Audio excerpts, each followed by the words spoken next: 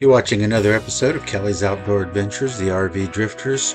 We are in Sumter, South Carolina at the Swan Lake Iris Gardens.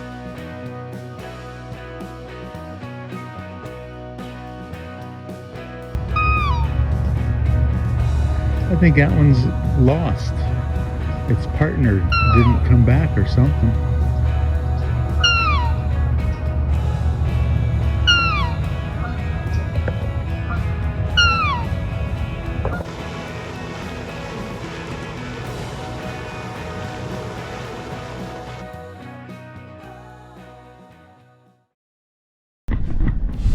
Historic downtown. Today we're rolling into Sumter, South Carolina, and this place has such an inviting small town charm. Debbie and I are slowing things down a bit, planning to enjoy the parks, the history, and just soaking in some of the classic Southern hospitality as we settle down for a couple of days.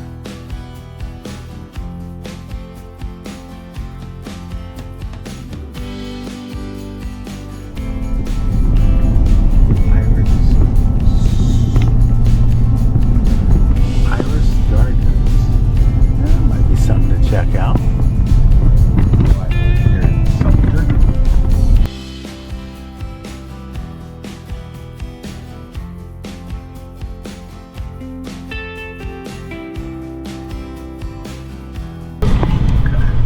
Probably Family Worship Center is up here. Looks like you got a parking lot just to pull in. That's where worship is. Oh, and here's the fenced-in area over here. That's Tonight is the ELKs Lodge, number 855, and we're here at the address. And it appears to be locked up.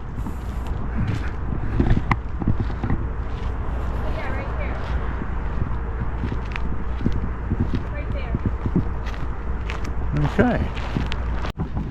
So on the website, it does say that there's a phone number when you call when you're 10 or 15 minutes out. So they'll come unlock the gate for us. So this looks like it's going to be a good little place. Secure back up in here. There's several restaurants that we passed along the way. I think it might even be a couple of breweries or so in town. So we'll check out the area, and we are here for 3 nights.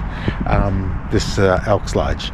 So ELKs Lodge that really doesn't have a lodge, but pretty cool. We're looking forward to it.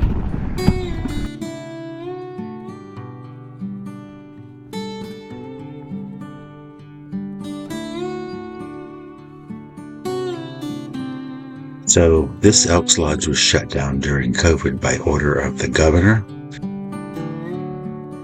The lodge remained closed for more than a year until they rented the building out and kept the 17 acres across the road.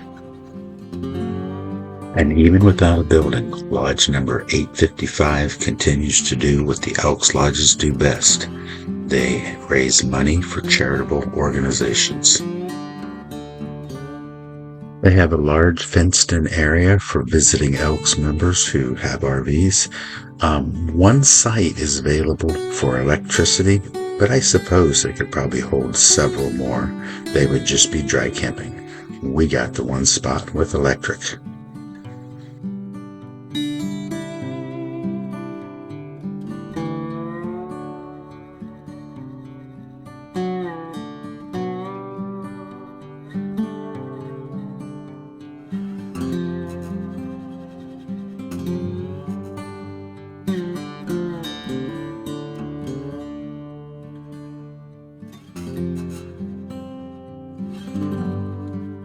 So for today's adventure, we've got a short 1-mile drive. I think we're going to spend the second part of the day at Swan Lake Iris Gardens, and it's absolutely gorgeous.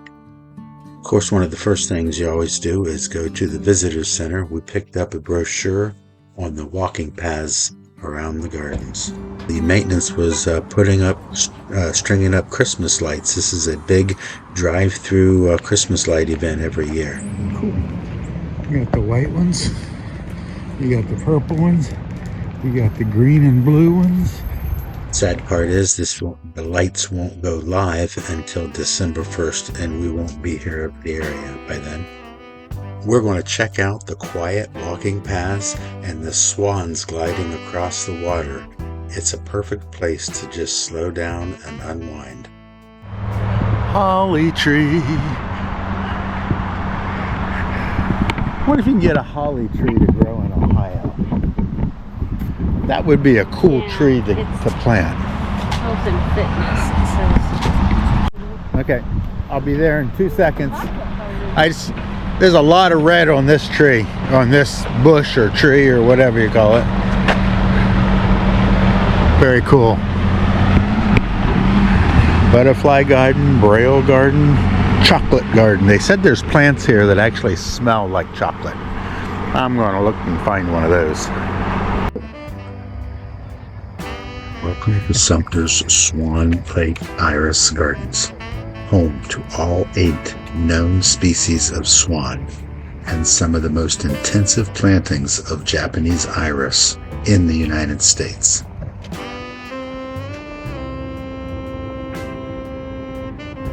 Well, that sucker can hold his breath. Look at the red beak. It looks like we're going to walk about 3/4 of a mile. He's coming over to get royalties because I took a picture of him. You didn't ask him first? No. Look how far he goes down. And how? And the white ones over here, they're all like feeding out here right now. Oh, and look at all of them over there. Must be dinner time. And they do keep their heads underwater for long periods of time. They do. And then they come up just for a second and watch, he'll go right back down. See? And he goes right back down. Even the white ones have, looks like, I guess they like more of an orange beak. The park is also a birdwatcher's paradise of swans, Canadian geese, mallards, wood ducks, muscovies, and there's several others that like herons and egrets and other waterfowl that I can't even pronounce.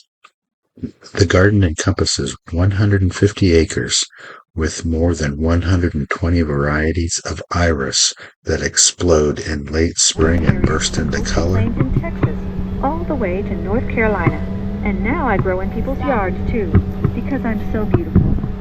Magnolia. Even though my leaves are evergreen, they do wear out after about 2 years, and I get a whole flush of new ones. I'm an ancient tree, and have very unusual seed pods that are related to cones. Oh, I don't know that I want to walk all the way around this lake. Why not? Do you see how far around the lake it goes? We can turn around when we get tired. Okay.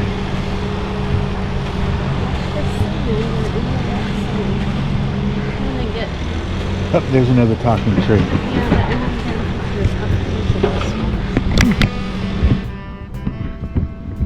So there are just swans all out through there. White ones, white ones, white ones. There's a couple of dark ones. Actually black.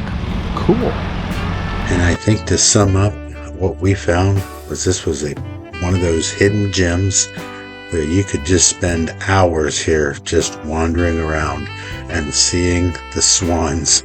They were awesome. You'll see quite a few of those in today's video. I'm taking a nap. She put her beak under her feathers. Did we miss a bunch of them already? I don't know. What number was that one? The last one was 2. Hello, I'm a live oak, Live southern oak? symbol of strength. I normally grow in low sandy soils near the coast, but I also grow in moist woods and along stream banks. Often I support standing on.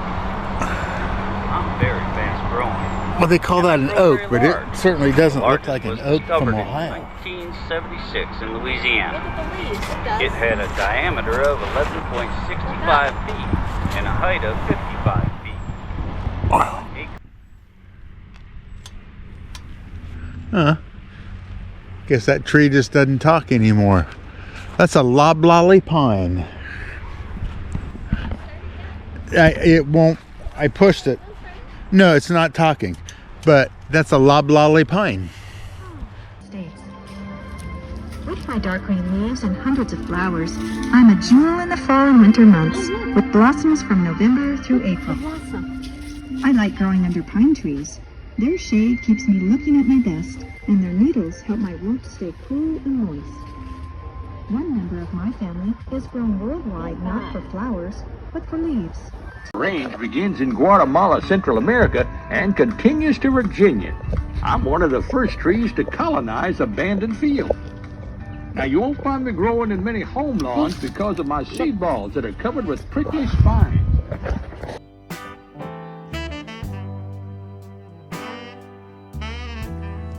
Oh, Buckeye.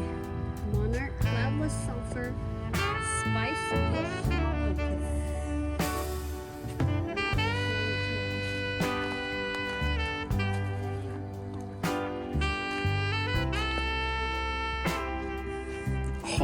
Okay, here.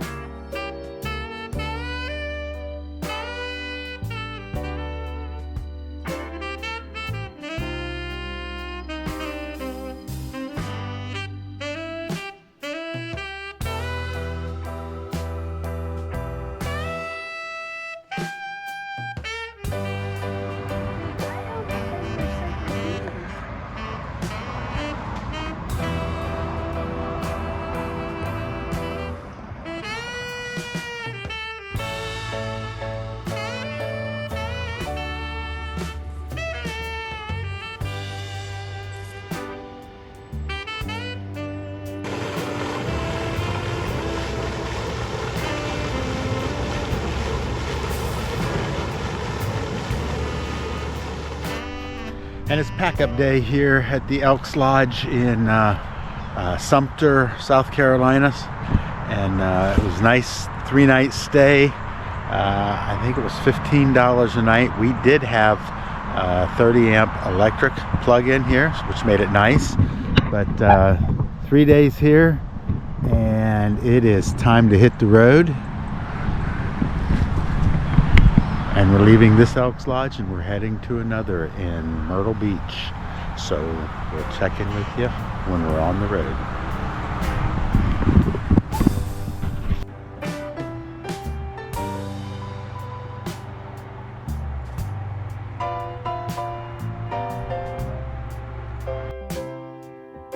Hey, and if you haven't already, we'd like you to subscribe to the channel. And if you like this kind of content, give us a big thumbs up.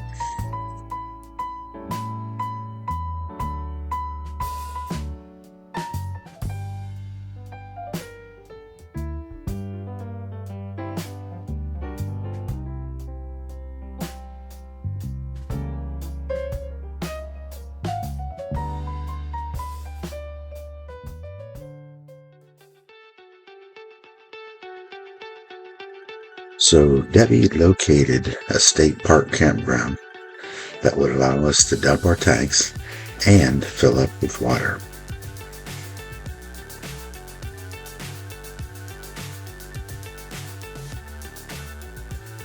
Because the next 2 nights we will once again be dry camping. We set the GPS and hit the road. When we left the park, we saw these signs. Kinda makes you go,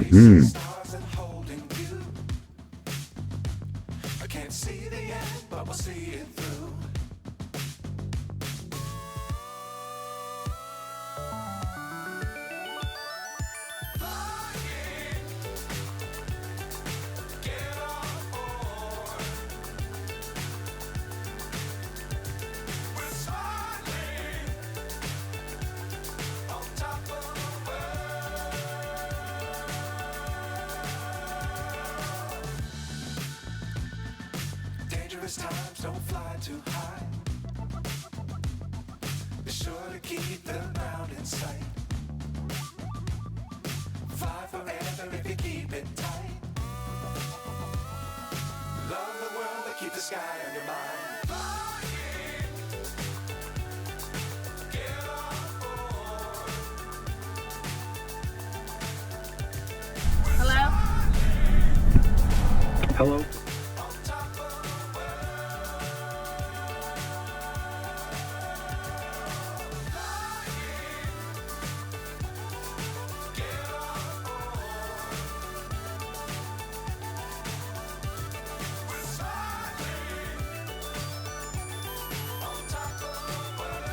I want to thank everybody for watching today's video.